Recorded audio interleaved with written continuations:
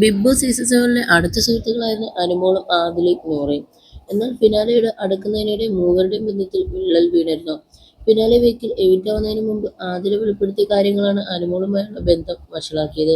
അനുമോൾ തനിക്കൊരു നമ്പർ നൽകിയെന്നും ഇതിൽ വിളിച്ച് അക്ബറിനെതിരെ പ്രവർത്തിക്കാൻ പറയണമെന്നും പറഞ്ഞുമാണ് ആദില വെളിപ്പെടുത്തിയത്. ഇതെല്ലാം അനു നിഷേധിക്കുകയും ചെയ്തിരുന്നു. ഇതേക്കുറിച്ചുള്ള സംസാരിക്കുകയാണ് അനുമോൾ.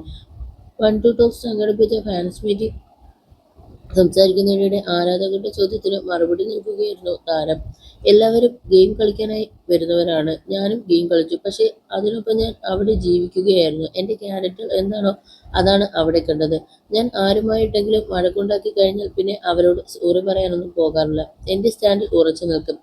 അവിടെ എനിക്ക് ആദ്യം ശൈത്യയായിട്ടായിരുന്നു കൂട്ട്. ശൈത്യ പോയി കഴിഞ്ഞാൽ ആദിലയും നൂറയുമായി കൂട്ടായി. എന്നാലും ഞാൻ കൊടുത്ത സ്നേഹം എനിക്ക് തിരിച്ചു കിട്ടിയിട്ടില്ല എന്ന് എനിക്കൊരു സമയത്ത് മനസ്സിലായി. പക്ഷെ അവരുടെ അടുത്ത് ഇപ്പോഴും ഇഷ്ടം മാത്രമാണ് എനിക്ക്. പിണക്കമൊന്നുമില്ല. ടിഷ്യൂ പേപ്പറിൽ എഴുതി നൽകിയത് എൻ്റെ ഫോൺ നമ്പറാണ്. എവിക്ഷന് മുമ്പ് ഞങ്ങൾ അങ്ങോട്ടും ഇങ്ങോട്ടുമെല്ലാം ഇങ്ങനെ ചെയ്യുന്നുണ്ടായിരുന്നു. ആ സമയത്താണ് ചേച്ചിയാണ് എൻ്റെ ഫോൺ ഉപയോഗിച്ചിരുന്നത്.